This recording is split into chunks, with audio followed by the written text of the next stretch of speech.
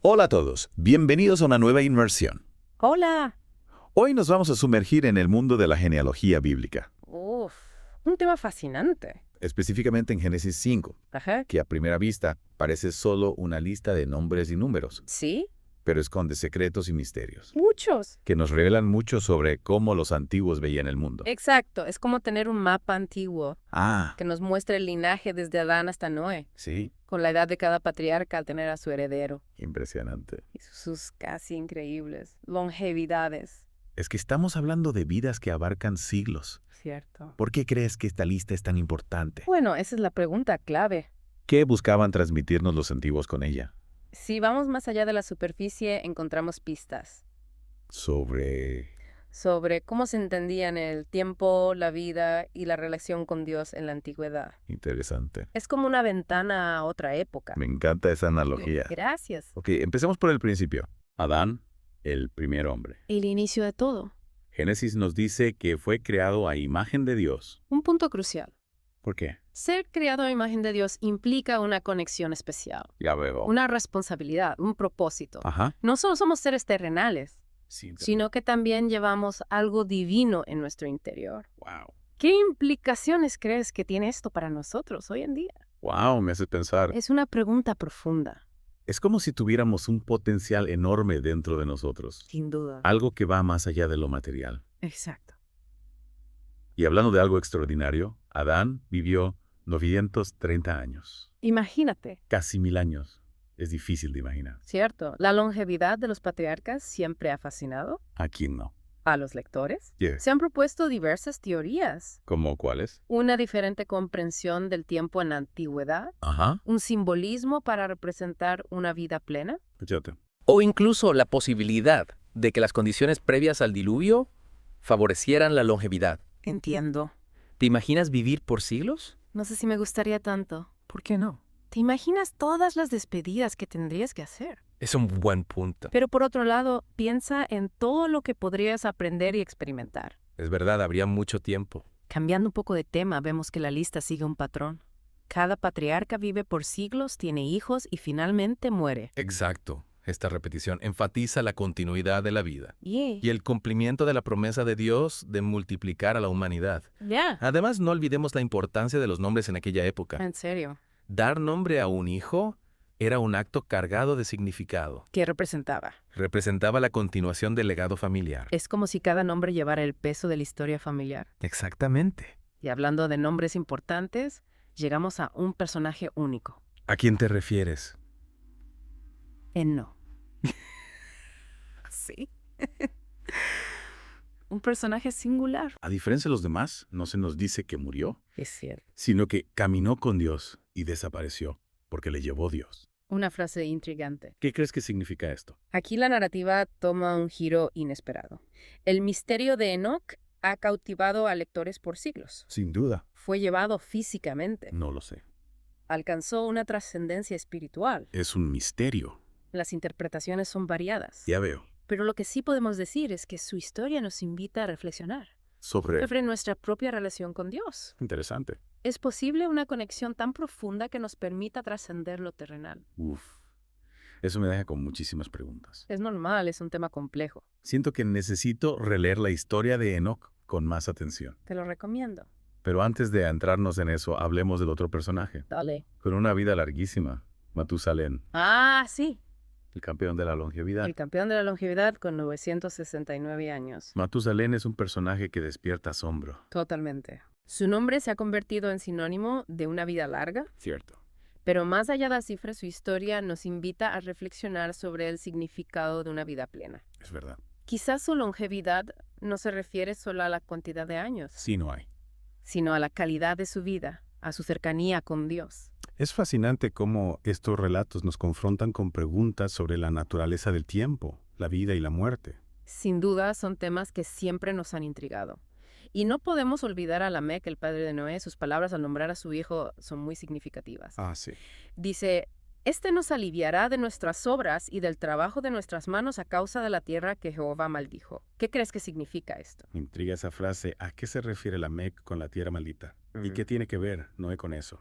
Para entenderlo, tenemos que remontarnos a la historia de Adán y Eva en el jardín del Edén.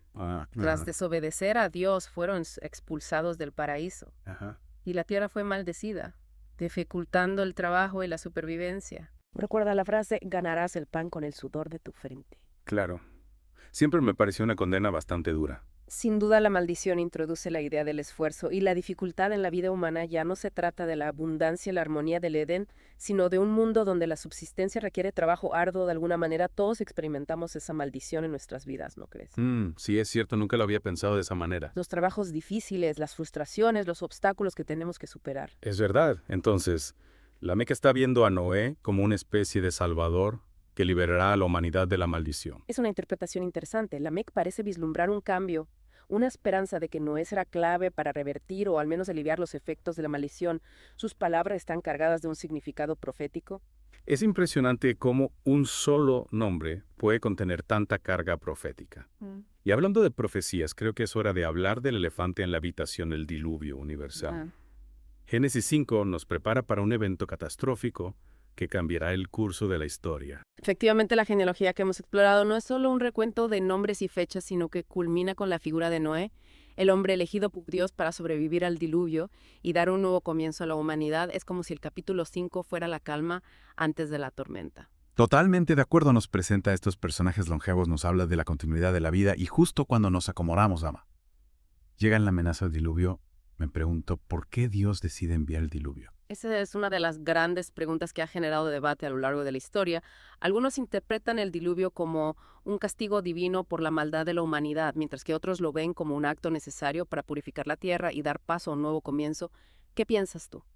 Sinceramente no tengo una respuesta. Es un tema complejo que me deja con más preguntas que respuestas. Pero lo que sí me queda claro es que el diluvio marca un punto de inflexión en la historia de la humanidad. Es un nuevo comienzo, una segunda oportunidad. Y eso nos lleva a otra pregunta fundamental. ¿Qué pasa después del diluvio? ¿Cómo reconstruye Noé el mundo? ¿Qué lecciones aprendemos de esta historia? Tantas preguntas por responder. Siento que apenas hemos arañado la superficie de este fascinante capítulo de la Biblia. Y eso es maravilloso de estos relatos antiguos.